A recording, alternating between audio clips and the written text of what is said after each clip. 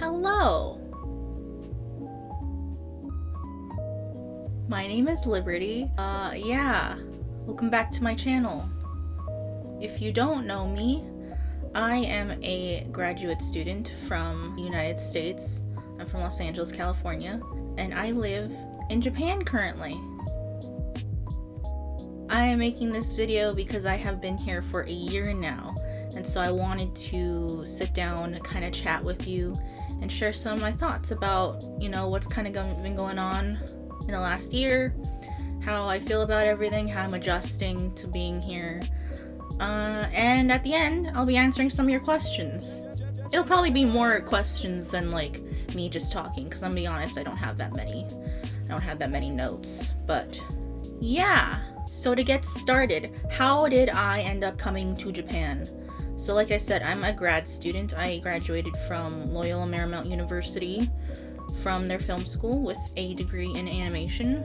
And to be completely honest, after graduating, I was like, I don't think I'm gonna make movies or anything, to be completely honest. I had some experiences in the industry that made me feel like, I don't know if this is kind of the kind of thing I want to get into. And then physically, I wasn't able to keep up with my work through the last few years. Also, I just became more interested in things like gaming, like YouTube, Twitch, through the process of being in college, So yeah, that's kind of the deal. So why am I here now, despite all of that? Part of me was kind of like, I want to just try to do something new, especially because this is gonna sound like a really lame answer as to like, why did you come to Japan? But like, given that I wasn't working in my intended industry that I got a degree for, felt like I wasn't doing anything with my life. Even moreover, I have all these dreams and aspirations that I want to make something, but I never really got around to it. So me coming to Japan was one, I had the opportunity to apply to school, to come here for grad school, and then two, kind of like me kicking myself in the ass so that I actually, fucking do something with my life. Yeah, so that's that. So I applied to one of the American accredited universities here, and I ended up coming. Literally, today is the 21st. Yeah, so I literally arrived here in Japan about this time that I'm filming now, a year ago, if you can believe it. Yeah, man, it's been a wild year. I've done so many things. Not even in terms of my work and making stuff, but in terms of life. I've done a lot in the last year. And I feel like I've learned a lot about myself, and I've also actually accomplished things that I am excited about, I think that's something really special. So how has my experience in Japan been so far? I would say, despite everything that's gone on in the last, few months, it's been an overall pleasant experience. For more context, I'm actually half Japanese. And so part of me has experienced a lot of some of the Asian cultural things that you'll experience when you move here throughout my childhood, but there's a lot of things that you can't get if you're not living in the country. For the most part, I've been able to adjust. Part of me can't even believe that there was a different way that I lived life before I moved here. Driving a car, now I take the train everywhere. I don't even have a bike. I go to the grocery store every day now instead of maybe twice a week before, because I don't have a car that I can put all the groceries in to pick them all up at once. Stuff like that. Going to the convenience store to pay my bills, having to pay for everything in cash because it's so fucking hard to get a card as a foreigner here. And even if I got one, I probably just straight up wouldn't use it at the grocery store or anything. People probably want to hear things about getting a job in Japan, but considering I don't have a job, in fact, I've been able to maintain my work as a freelance artist, animator, illustrator. I've been trying to get into video editing, which is why I'm trying to make a lot more of my own videos, and I'm trying to do more of this stuff so I can show off my skills. Considering I can do that from home, if there's not really a point for me to have a day job, So my main experience with getting here, getting a visa, actually like getting the help to move in and stuff is through the school. And of course I went to an American accredited university. They've got a campus back home, and so it's a way more straightforward process but because we're admitted technically through the Japanese campus, we get to stay here for longer, that kind of stuff. What else is there? Oh, maybe because I'm half Japanese, you might be interested in knowing what it's like to be half Japanese living here. Honestly, like, unless you are the kind of half Japanese that's like lived here your entire life, you speak fluently, you look Japanese, for the most part, you are treated just the same as any other foreigner, except in the most technical sense, which is that when I was trying to get an apartment, I could leverage my Japanese heritage, and they'd be like, oh yeah, I guess she is a bit different from other foreigners, right? And made it a little bit easier. I was like, here's my Japanese last name, please let me rent from you, and that kind of stuff. Made it a lot easier. Shout outs to my real estate agent for helping me with that one, because you have to go through a person here in order to get a place. Other things about being hafu, like I said, you're treated just the same as like any other foreigner here, so I get stared out day in and day out. I can't walk down the street to the convenience store without someone like ogling me. What the hell is that thing? What are you? And things like that. One time I was walking to school, literally walking the same path I had walked like 5 days out of the week, and I remember I passed this like older Japanese gentleman who, when I passed him, he just did the full like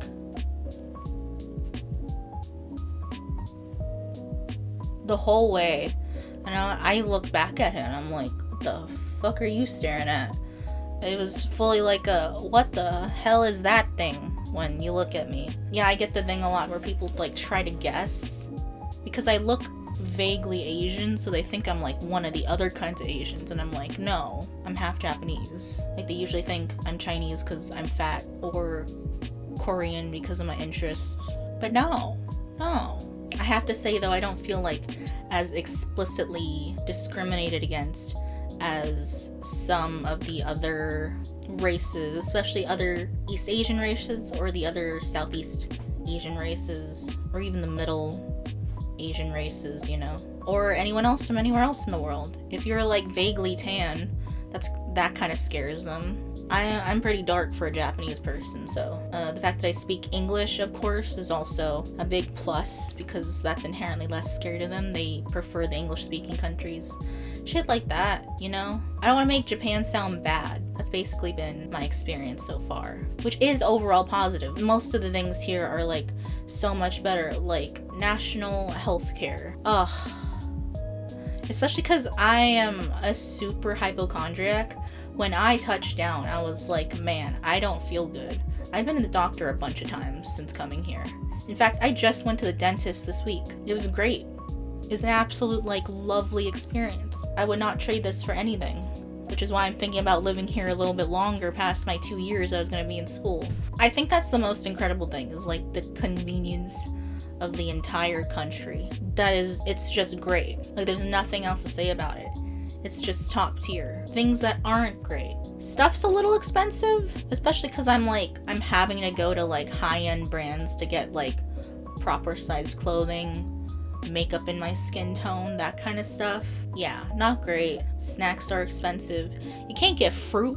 Fruit's really fucking expensive. And that's really sad, because I feel like it used to be a lot, not healthier, but like when I could eat a variety of things, because you're supposed to have a variety of like fruits and veggies in your diet. Because it's like really expensive to afford like a proper variety of that stuff, you're like, I didn't actually think my health would go down when I moved to Japan. But when it's way cheaper to buy like fried chicken, shit's gonna happen, right? I might be like the only person who like maintained weight for a really long time. Alright, since I don't have any other thoughts that come to mind right now, I will go through some of your questions. So first, I asked one of the Discord servers that I'm in if they had any questions for me. So my friend Jay asks, what activities/routines did you put yourself in to stay sane during your first year? So let's start with activities. Luckily, going to school, you automatically have like a built-in social system, essentially. You're like making friends and doing stuff is a part of like the college experience, right? And so it was really easy to find groups to do stuff together with. I made a lot of friends pretty fast. There at school, I got involved in the video production club, which we focused on a lot of things, mainly making movies and shorts and stuff, as well as just like helping out with making video things around campus, as well as we do movie nights and that kind of stuff. So that was really helpful, because having like a set place that I hang out with my friends every single week, and we throw events sometimes, and we eat dinner together on fun holidays. That's just like, whenever you go somewhere new, you need to think about ways that you're going to be building your social structure. Otherwise, you're just going to be like very, very alone. I mean, I tried to start making videos again, because I gave up on this for like so long. So getting back into this and getting into Twitch. If you aren't following me already, follow me over there. It is twitch.tv/liberty_loves. Follow me. I'm really trying to build that stuff up. Yeah, your support would mean a lot. But yeah, doing things like that. Lastly, I've been a martial artist my entire life, and so I signed up for judo. Unfortunately, I signed up in February. Right before my school shut down. Man, I bought my gi and everything. You can see it right there. Yeah, I have done martial arts my entire life, and so one of the things that I thought would be cool to do when I moved here was to get officially ranked in Japan in a style of my choice. And of course, my dad is a judoka his whole life, and so that just felt like nice to do. He'd be proud of that. It's very useful for self-defense and stuff like that. I highly recommend. Alright, next question from Count. How was it to adjust to the new lifestyle? How did people treat you, and how easy was it for you to fit in? I think I kind of touched on this. It wasn't that hard to adjust, especially because I had done things like looked up videos like this before, talking about your experiences moving here, and from like other J-vloggers. How did people treat me? Well, luckily, being at a school that's so international, I feel like I get treated the same as everybody else. But obviously, like, in the day-to-day life, like I said, I get stared at. I get weird looks. People are like, what the fuck is that?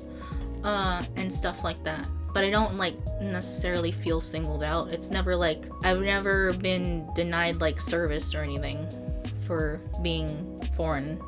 How easy was it for me to fit in? Japanese society isn't the kind of society where if you move here as an adult, you're gonna fit in.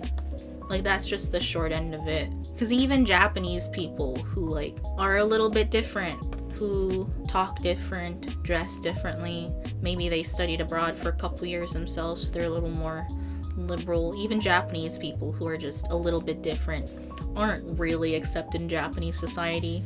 So I feel like it's more of a cultural thing than just like me trying to do my best to not ruffle any feathers. Because if you don't ruffle any feathers, people are like, whatever. But it's not even really about that. Like, that's the thing you gotta think about if you're thinking about coming here. You just aren't. You're not ever gonna be accepted, even if you have friends, even if you make a family here. So even though I'm Hafu, half Japanese, I don't see like a super long-term life for me here. Like, there's the potential that things would change, maybe with like the education system and stuff here, that I would, because the thing I always think about is, would I raise kids here if I were to live somewhere? If the answer is no, then that's not the kind of place I think I want to stay for a long time. Living here and exploring, and especially because I'm interested in a lot of nerdy things. Like, I know I haven't watched a ton of anime recently, but I like anime, I like games. I'm interested in a lot of the culture, obviously, and I'm trying to learn the language as we speak. Steph asks, what is the best thing that you've done or has happened since moving to Japan? Has anything good happened to me? Okay, yeah, no, a lot of great things have happened to me, actually. Like I said, I made a lot of really good friends. Have I? That's drama to talk about a different time. Making and losing friends, I guess. But no, I've made a lot of really, really good friends. Unfortunately, a few who are like stuck in America right now because they got taken home, but they couldn't come back. But like, if I had to say one single thing that's been like the best thing, this might be a little bit cheesy because I think a lot of people who are going to be watching are from this community. But a YouTuber whose channel is called Abroad in Japan actually taught a class at my college at the end of my very first semester there about how to get started on YouTube. And that was really, really cool, actually. It was genuinely like a fantastic class, and because I've been meaning to do this stuff for a while, it meant a lot to me, because a lot of the information, like, you know as someone who watches this stuff, I know as someone who used to work for a very like well-known social media type of company, and as someone who has been trying to make stuff for a long time, I know a lot of this stuff. But I think the thing that I really appreciated was the compacting of like all the information into like brand building and content planning. I think those are the most important things and helpful to me, is like, how do I actually make this sustainable and how do I keep going with this stuff? Which is funny because it's actually my Twitch that has been taking off for me, not the YouTube. But that's more because it's a lot easier for me to like just set up the webcam and be like, okay, time to go live, and that's it. That's all I have to do is go live and be on for a couple hours. But I'm still working on the YouTube stuff. I'm mainly on this channel just because it's a lot easier to make this type of content, to be completely real. But I do plan on posting more on Gamer Girl Confessions, which is my primary channel, and that's where I'm going to be posting my game commentary, social commentary kind of stuff on like the gaming community, as well as I don't know, I'd like to talk about some controversial stuff. We'll see. But go subscribe over there. But yeah, that it's really cheesy, but like, I treasure the moments that I had in that class. They felt very special, and it's made me really motivated for like this entire year to like make stuff. Because even when I wasn't working on videos, I was at home, but I was still making like projects for class and stuff, making short films. So that's really good. I feel super motivated this year. Kaltzane asks, how easy is cooking your own meals? Depends on what kind of meal it is. So if you want to cook something like, let's say, Mexican food, because I'm half Mexican, the other half is Mexican, it's not that easy to find the stuff to like make my own tortillas, or like a variety of tomatoes or chilies, or any of that kind of stuff is really hard to find. I really want tahini. So I can put on my watermelon, but I haven't seen anywhere. It's more about like what ingredients are available versus how hard it is to cook something, because provided you actually have a kitchen, you just gotta know if you have a kitchen or not. Once you know if you have a kitchen or not, it's a lot easier to kind of like plan out what it is you can actually make in your house. Jonathan asks, which instant ramen brand is best and why is it cup noodle? Actually, okay, funny story from my first week living here. I was too scared to like leave the house by myself without my sister. And so on the early mornings where I got up early enough to like have breakfast, because Japan is 8 hours behind West Coast America, but the following day, but it's like my cycle would have felt like 8 hours behind, right? So I actually got up really early and I like wanted breakfast, but I was too scared to like just walk out and go to the conveni by myself, which is crazy because that's like the whole point, is it's convenient. Vending machine that was inside my building, and I would get cup noodle. So yeah, it actually does have like a really fond place in my heart for getting me through that first week. Cause I was just too scared. I was a shy bean. But now I'll walk down the convenience store at midnight, provided it's not scary out. Okay, Wiggy asks, what is the best non-American food that I get at American fast food places? Okay, so again, very early into like us coming here, we were just like trying to explore shit and stuff, right? And we had heard that there was a Denny's near our old building.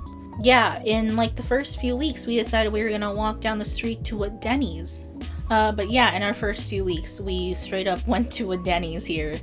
Fun fact, if you're very, very parched, go to a Denny's because they have the unlimited drinks thing.